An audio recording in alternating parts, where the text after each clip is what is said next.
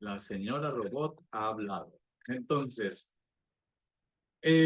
como ustedes se dieron cuenta, al momento que estamos trabajando perspectiva de género y salud mental, estamos localizando varios elementos que salen de lo teórico para caer en la realidad material. ¿Cuál es la realidad material? El impacto que los procesos culturales tienen en los procesos salud, enfermedad y muerte. Ajá, particularmente exploramos algunos elementos que ocurren entre hombres y mujeres, es decir, de qué mueren los hombres cis heterosexuales y de qué mueren las mujeres cis heterosexuales. Vimos que particularmente en el tema de salud mental, por cada 10 personas que se suicidaron, 7 fueron hombres y 3 fueron mujeres. De estos 7 que se suicidaron, el 60% presentó elementos graves de aniquilación. Es decir, utilizaron métodos violentos, aventarse por la ventana, aventarse del balcón, ¿cómo se llama? Dispararse con un arma de fuego, lesionarse, o sea, donde hay elementos de tortura. Uh-huh. Con respecto a las mujeres, las que se suicidaron, por lo general, fueron con pesticidas o con elementos que no dañan el cuerpo, al menos la parte superficial. Y eso dice bastante del entendido que tienen hombres y mujeres con respecto a cómo tratan su cuerpo. También hablamos un poquito de los ingresos en unidades de urgencia por parte de varones con respecto a mujeres. Las mujeres utilizan más el servicio de consulta externa ambulatoria versus los hombres que lamentablemente llegan en condición de urgencia. Uh-huh. Porque nos está diciendo cómo interpretan los sentires de su cuerpo, que no pueden darse la posibilidad de ser débiles, de mostrar fragilidad, mostrar temor, porque sería una vergüenza, ¿no? Entonces, esos elementos los estábamos explorando bajo la categoría de perspectiva de género. Y si hacemos esta suerte de glosario donde vemos que el género es la construcción de la diferencia sexual, y esta diferencia sexual tiene elementos de los cuales la cultura construye, simboliza uh-huh, condiciones imaginadas sobre escenarios y futuros vivibles. Si una mujer que vive en Kenia y que lamentablemente no tiene la posibilidad de imaginarse en un lugar amable, ¿no? En términos de que la reconozcan como estudiante, como un ser político, como un ser que merece salud, lamentablemente la esperanza de vida de esta persona es menor, a diferencia de otras personas. Entonces, a eso le vamos a llamar determinantes sociales del proceso salud-enfermedad. Es decir, que el género es un determinante social, pero saliéndonos de la única categoría que vimos que tenía que ver con género y perspectiva de género, citando a Marta Lamas, la construcción social de la diferencia sexual, perspectiva de género, aquella mirada crítica que cuestiona las relaciones entre hombres y mujeres, hombres y hombres, para seguir la línea de pensamiento de ay, se me fue el nombre de esta académica de la UAM Xochimilco que hace 5 años falleció, Teresita de Barbieri. Uh-huh. Teresita de Barbieri me gusta mucho cómo amplía la categoría para decir que género tiene que ver con primero una categoría relacional y perspectiva de género, aquel pensamiento crítico que cuestiona mediante un instrumento metodológico y una aspiración ética que vendría siendo el instrumento metodológico, la equidad y el nivel ético aspiracional, la igualdad, pues mide estas relaciones, ¿no? La perspectiva de género hace todo eso. Tiene como método la equidad porque busca en un nivel aspiracional la igualdad. Entonces, como estamos viendo las relaciones entre hombres y mujeres, hombres y hombres, estamos viendo quiénes se encuentran en un mayor desequilibrio para implementar medidas necesarias, suficientes para que logren tener todos los derechos. Uh-huh. Uh, este tipo de temas los he podido debatir, discutir, compartir en diversos espacios, entre ellos el doctorado en estudios de la familia de la Universidad de Georgia en Estados Unidos, al igual que la Universidad de George Washington allá también de Estados Unidos, ¿no? Entonces es un tema que me parece apasionante, es interesantísimo y ahora vamos a la siguiente sección, que ver con la comunidad LGBT. Para esto, en algún punto ya habíamos hablado acerca de la interseccionalidad.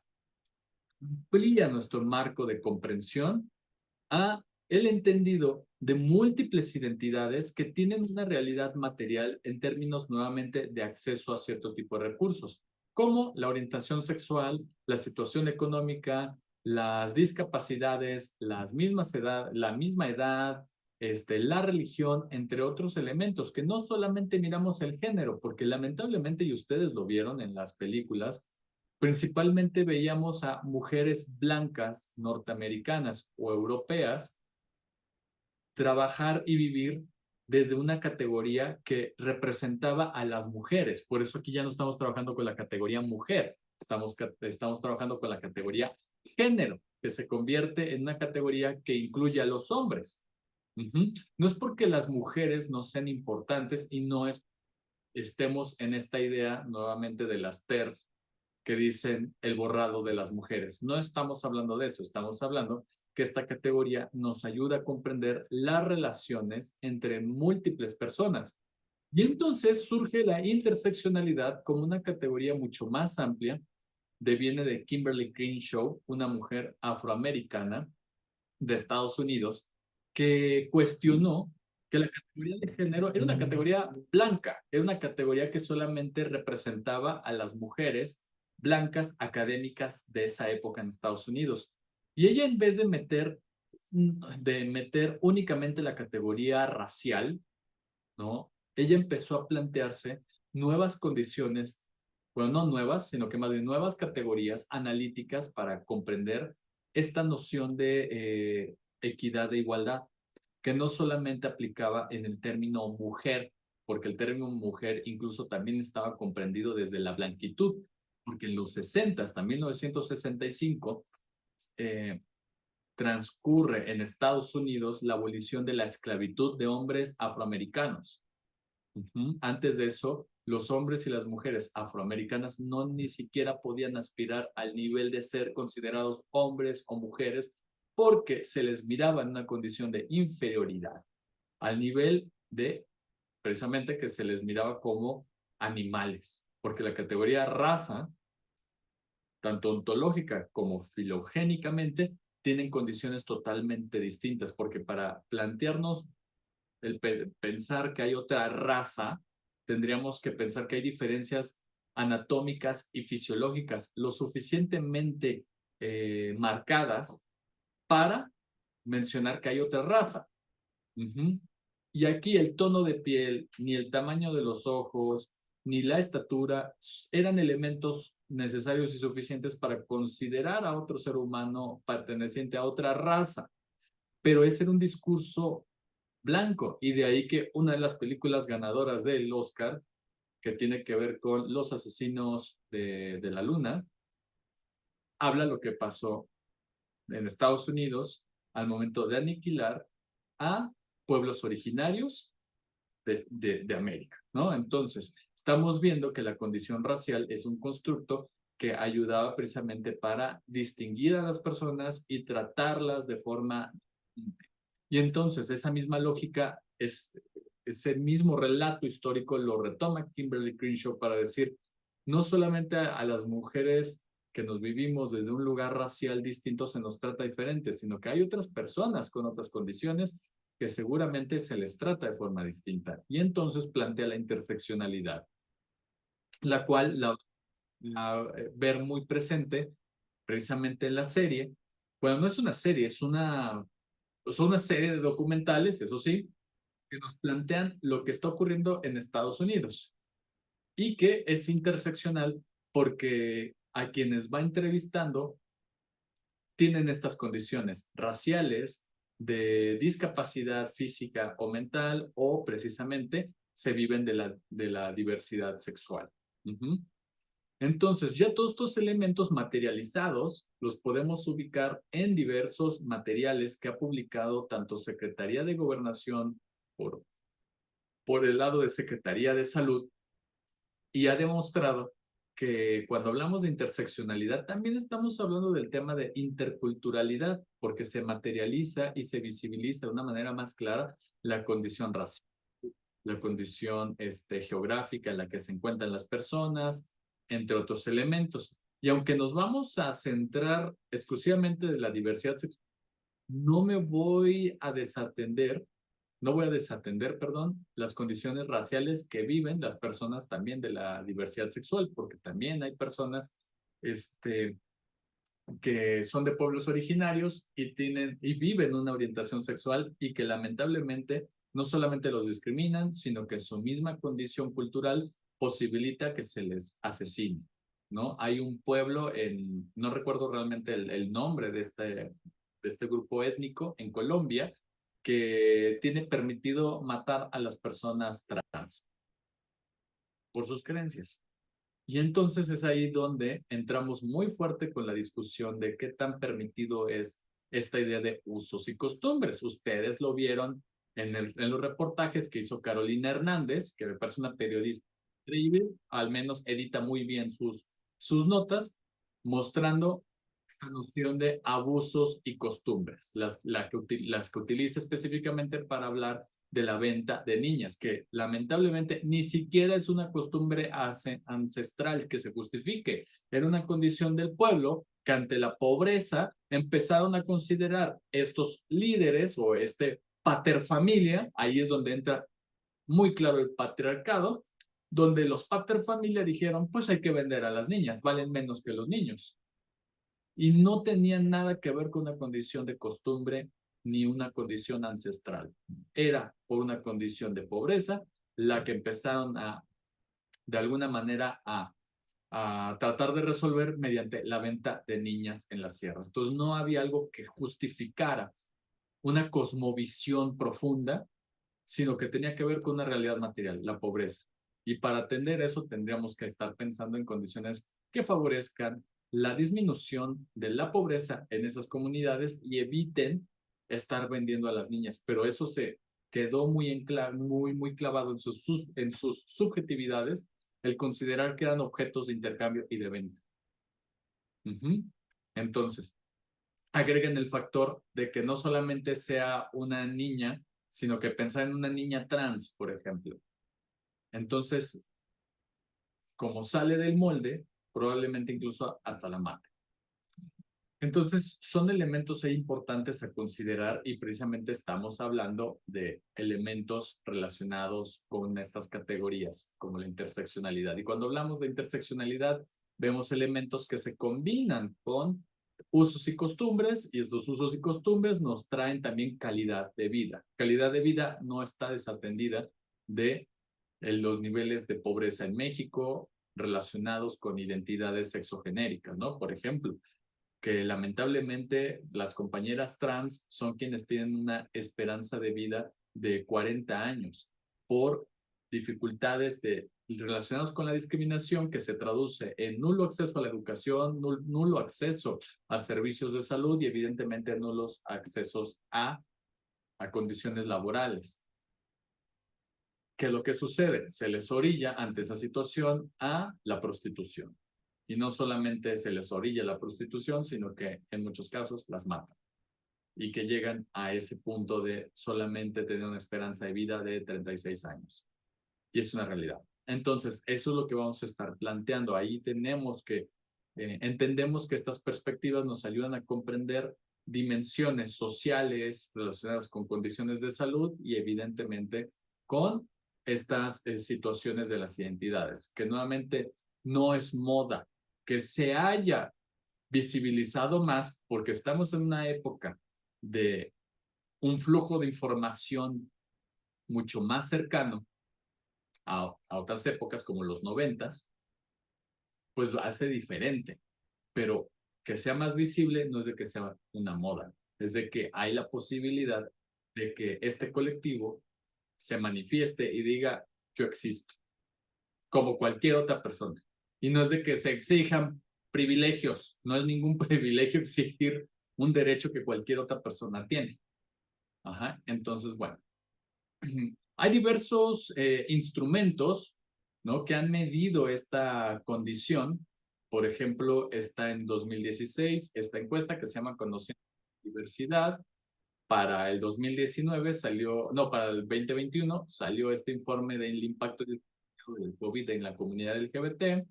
Está la encuesta nacional sobre discriminación del 2017 y para el 2019 la encuesta sobre COVID, ¿no? Y que la hizo la Facultad de Medicina de la UNAM, ¿no? Todos estos elementos, todos estos instrumentos, encuestas, han mostrado que hay niveles de discriminación a nivel local y federal, ¿no? Y que las personas LGBT con identidades minoritarias, como por ejemplo una comunidad indígena, fueron expulsados de sus hogares. Y a mí me ha tocado particularmente trabajar con tanto chicas trans como con chicos trans y que tienen estas dificultades en sus hogares, al igual que chicos gays que viven con VIH y que fueron expulsados de su hogar porque pertenecían a una comunidad minoritaria, ¿no? Que era una condición indígena, ¿no? Una comunidad indígena. Y entonces, lamentablemente en México, como tal, no está regulada la práctica psicoterapéutica. Eso es un dato importante para analizar el nivel de salud mental en el que nos encontramos, en el que no tiene una forma de supervisión global y de seguimiento como pasa con los médicos, donde un especialista tiene que estar afiliado al colegio de tales médicos, ¿no? O a la Asociación Mexicana de tales, dependiendo la especialidad, y cada 5 años tienen que reportar su práctica clínica. Lamentablemente aquí en México no hay una entidad que supervise, vigile la práctica psicoterapéutica. Ustedes revisen, busquen el uso de suelo, porque COFEPRIS tampoco nos regula los consultorios. Y el uso de suelo psicoterapéutico, lamentablemente, es un uso de suelo comercial. O sea, aquella persona que tiene su tiendita de abarrotes y que es muy respetable, porque yo utilizo mucho, me acerco mucho a las tienditas de abarrotes, pero es el mismo uso de suelo, lo que nos trae un problema grave, porque el sistema de salud no nos contempla en ciertas decisiones porque nos ven como parte de entretenimiento o estas terapias como alternativas que las personas eligen, dando la posibilidad que grupos conservadores digan, sí se pueden utilizar terapias de conversión, porque estas terapias son en función de quién las elija. Y ante la discriminación que se vive y los asesinatos, crímenes de odio, pues claro que alguien que se viva desde esa orientación va a decir, no, pues mejor me cambio a la heterosexual. Si fuese posible, mejor que me cambio. ¿Quién quiere realmente vivir una situación en la cual te está poniendo en peligro? Entonces es caldo de cultivo para que estas terapias de conversión existan, porque son parte del producto que se puede ofertar, es responsabilidad de quien lo consume y además es decisión supuestamente libre. Eso es lo que nos tiene que preocupar cuando analizamos la situación de salud mental con la comunidad LGBT. Y les iré presentando más datos, como por ejemplo, estas investigaciones científicas que han mostrado que la discriminación en la comunidad LGBT se en la atención médica y también en la atención de la, ¿no? En la atención médica física y en la atención de la salud mental, psiquiatría y psicología particularmente, ¿no? Entonces estamos viendo que esta situación no es del primer mundo, sino que nos está impactando localmente aquí en México y que al momento que analizamos este tipo de situaciones, recordamos que existen modelos que nos ayudan a explicar este tipo de acontecimientos. Uno de ellos es precisamente algo que se conoce como el estrés en las minorías. Y este estrés en las minorías se distingue porque aunque todas las personas, independientemente de su identidad, género, raza, viven la experiencia autopercibida de tensión social y que la vamos a llamar estrés. que es esta tensión que se percibe en el cuerpo ante alguna situación amenazante. Sin embargo, acá el secreto va a ser interpretar de qué hablamos cuando hablamos de situación amenazante.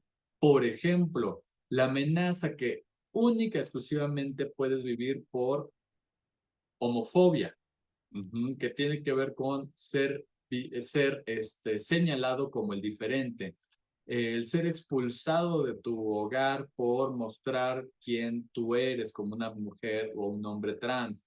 Entonces, todos estos elementos se vuelven estresores particulares que se van a llamar o se van a considerar estatus de minoría.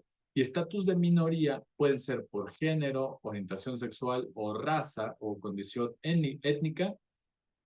Y en ese sentido, cuando se juntan estas tres variables es cuando podemos de alguna manera comprender ciertas manifestaciones sociales que tienen ciertas personas, sociales y mentales, ¿no? Porque nuevamente cuando ya lo bajamos a una identidad minoritaria, pues vemos que ya no son estresores generales, sino que cada vez se van a ir particularizando.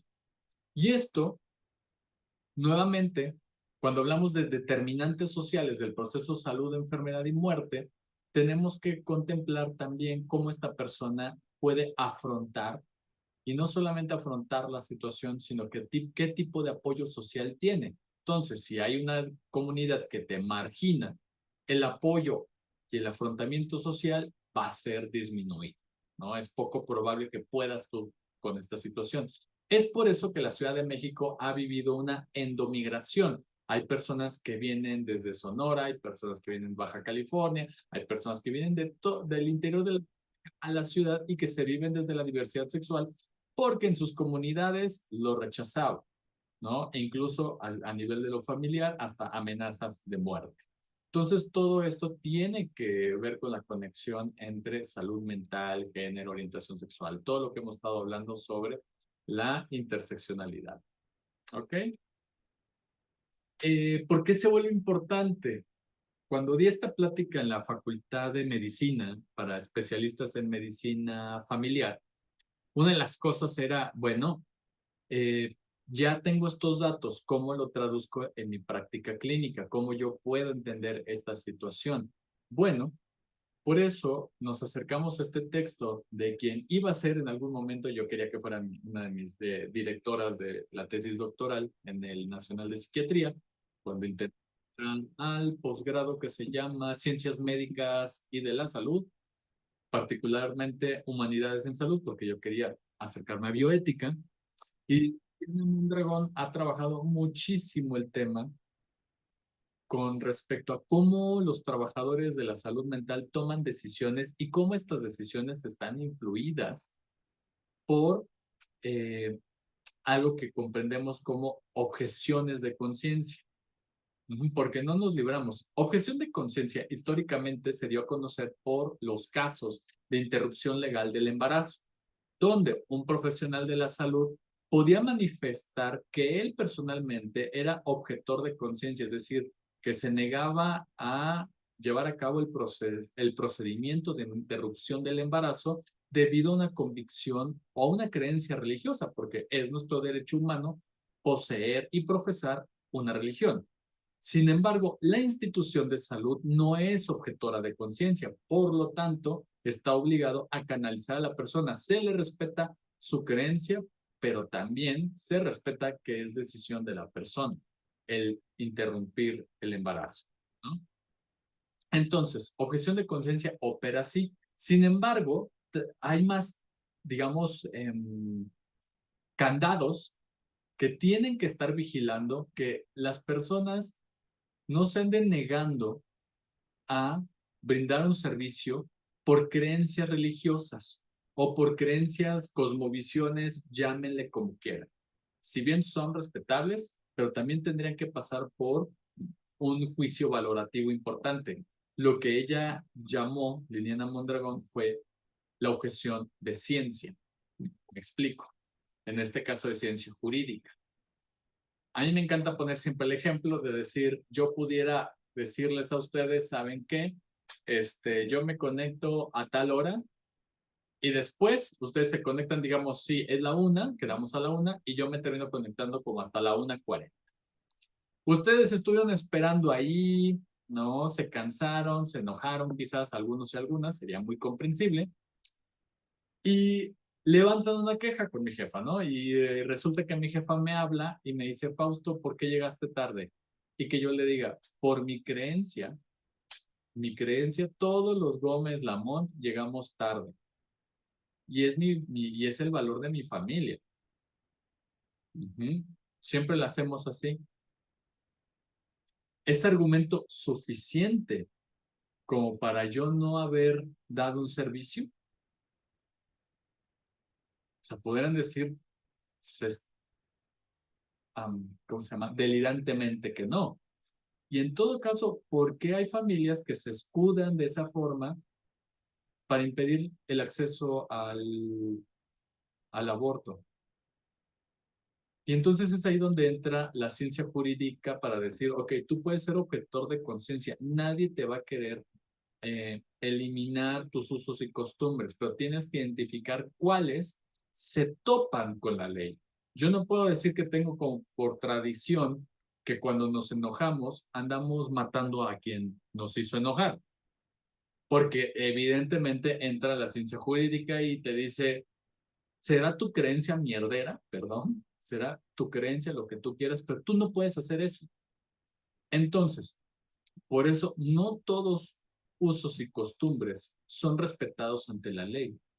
Por eso lo vamos a comprender como la objeción de conciencia, que yo puedo ser objetor de algunas cosas, pero también se me va a estar mirando con la objeción de ciencia. Y aquí cito a un filósofo que se llama Raúl Gutiérrez Sáenz, que me gusta bastante, que él hablaba pues un poquito de este valor de hecho y el valor de derecho, ¿no?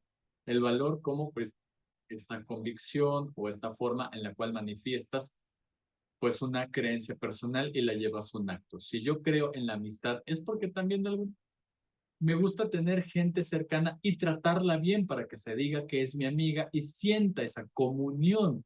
Eso es lo que significa un valor, una capacidad de hacer algo en función de una serie de creencias. Pero estas creencias tienen que estar en comunión con el valor del derecho, es decir, aquel que regula las prácticas sociales y vela por el tejido social. Entonces, hay una serie de creencias respecto a las condiciones de las identidades de género que impiden el goce pleno del desarrollo humano, así como el goce pleno de ser sujetos de derecho, sujetos de derecho. Uh-huh. Es por eso que ese contraste va a estar continuo y está en todas partes, no es único y exclusivo de una condición, el servidor de salud física, como son los médicos generales, que probablemente son quienes se topan con las personas que buscan la interrupción del embarazo. Ajá.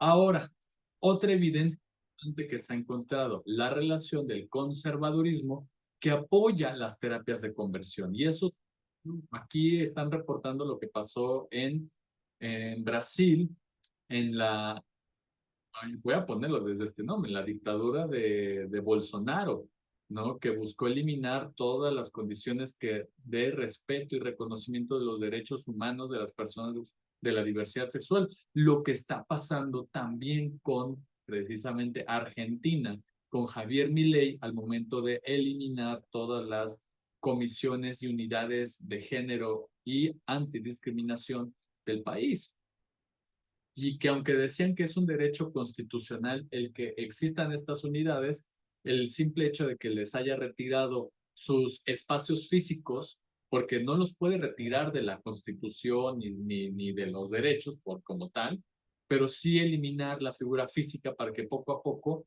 las personas vean que no existe. Uh-huh. Y es un peligro que tenemos en América Latina el caer ante condiciones del conservadurismo. Uh-huh. No estoy diciendo ni apoyándome desde es que la izquierda es así, porque también tiene sus elementos, pero por lo menos con la izquierda se puede negociar más que con la derecha, ¿no? A eso es a lo que me quiero referir, ¿no? Y entonces hay una filósofa muy importante en Argentina, justamente, que es Diana Mafia, quien nos va a estar hablando de las epistemologías de la ignorancia.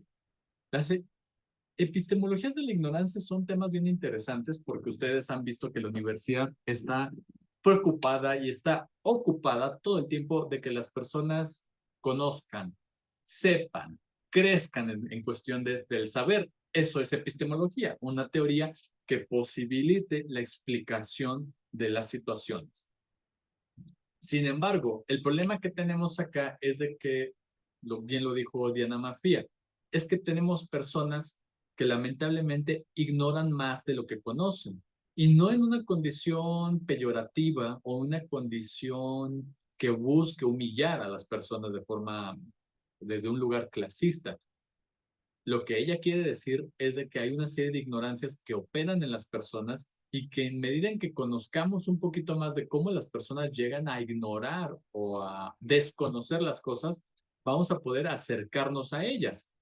Una de ellas tiene que ver con la ignorancia intencional. Cuando alguien de forma consciente, o sea, lo dice intencional, no quiere saber. Y en el campo de la salud es bien interesante porque al menos yo me he topado con personas, por ejemplo, de recién diagnóstico de cáncer y te dicen, yo no quiero saber más del tema. Me haré los estudios cuando me los tenga que hacer, pero en este momento estoy saturado, no quiero saber más. Hace rato vi a un chico que su papá lamentablemente diagnóstico de cáncer y al momento de yo plantearle preguntas como para preparar un poco el duelo, me doy cuenta que también él presenta como este bloqueo. Es, no quiero saber más. No tiene que decírmelo. Hay actitudes que uno ve en las personas y dice, aquí ya no puedo trabajar la parte del duelo, porque apenas se está iniciando, apenas se enteraron, apenas está dando el tratamiento, pero ya saben que es una condición de tercer grado, entonces que lamentablemente es muy agresivo ese tipo de cáncer, no se puede hacer mucho, pero ahorita no quiere saber más. Entonces yo tengo que respetar eso, no le voy a meter información. Y aquí también puedo operar un poco en ustedes, que tal vez intencionalmente digan, es que yo no quisiera saber más de género, pero vámonos poco a poco. De que este chico vamos a tener que tocar el tema de la muerte de su padre, lo vamos a tener eventualmente. Pero no lo voy a forzar porque entiendo que hay una ignorancia intencional. No quiere saber del tema ahorita. Y es comprensible, pero se va a tener que tocar en algún punto. Ignorancia inconsciente. Y no se me vayan con el psicoanálisis. No tiene que ver con una propuesta de Freud. Tiene que ver con que probablemente no sabía, genuinamente no sabía, o sea, soy inconsciente, o sea, no tenía conciencia de eso, pero me interesa aprender. Entonces hay personas que se mueven desde la ignorancia también inconsciente, ¿no? De agarrar redes. No tenía ni pinche idea de eso, pero me interesa conocer. Como ustedes, yo espero que estén ahí. Bueno, y está también la ignorancia errática con la que no se puede trabajar. ¿A qué me refiero? Que no solamente intencionalmente no quieren conocer, sino que traen sus propias formulaciones o traen sus propios referentes para que no se les cuestione. Y hay gente que me viene citando, es que Agustín Laje académicamente es una basura, porque no estoy cuestionando a la persona Agustín Laje, estoy cuestionando sus argumentos. Son argumentos erráticos, son argumentos que han sido desmontados por diversos filósofos, entre ellos Roxana Kramer, ¿no? De la Argentina, y hay otro filósofo que cuestionó este libro, del libro rosa de la extrema izquierda, se le llama, ¿no? Entonces, lo que hace personas que leen a este personaje es creer que tienen un fundamento científico para cuestionar los avances en términos de estudios críticos de género, cuando lamentablemente lo que tienen es basura, ¿no? O sea, no está fundamentado adecuadamente el argumento, ¿no? No inicia ni siquiera una forma aristotélica de argumento, premisa menor, premisa mayor, premisa menor, conclusión, que vendría siendo una deducción o una inducción, una premisa menor, premisa mayor, conclusión. Entonces, en ese sentido, ni siquiera se acerca a una argumentación lógica. Entonces, tenemos esos graves problemas. Yo cuando me topo con una persona con una ignorancia errática, huyo a las montañas, no tengo por qué decirle nada. No está en su momento y ni siquiera se me va a acercar, ni yo me le quiero acercar. ¿Ok? Entonces, esos son los temas. A mí me ayuda para comprender, por un lado, ignorancia intencional. A esta persona en este momento no se encuentra disponible para recibir este tipo de información. Hay que tener paciencia, poco a poco lo irá metabolizando. Ignorancia inconsciente, que esta persona no sabía, pero probablemente quiere conocer, ¿no? Como cuando se acercan por primera vez a la carrera de psicología y dijeron, ¿sabes qué? Yo no sé nada que es psicología, pero me quiero acercar, quiero dejarme. Va, se puede trabajar ahí. Ignorancia erótica, ya les dije. Con eso no me desgasto ni se desgasta, ¿no? Entonces, cuando detecto una cuestión así, es por eso que planteo este tipo de situaciones. Entonces, ¿vamos bien hasta acá? Bueno, como quiero dejar espacio para dudas, preguntas y comentarios, ya vamos a ver el documental. No lo puedo grabar debido a que me banean. Entonces dejo de grabar de una vez, lo dejo hasta acá.